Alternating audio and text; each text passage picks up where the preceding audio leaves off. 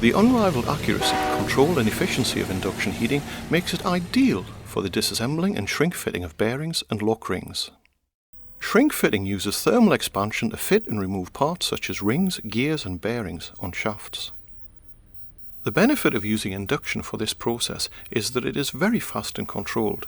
Bearing rings, for example, can be heated in a completely uniform manner and removed while the shaft remains cold.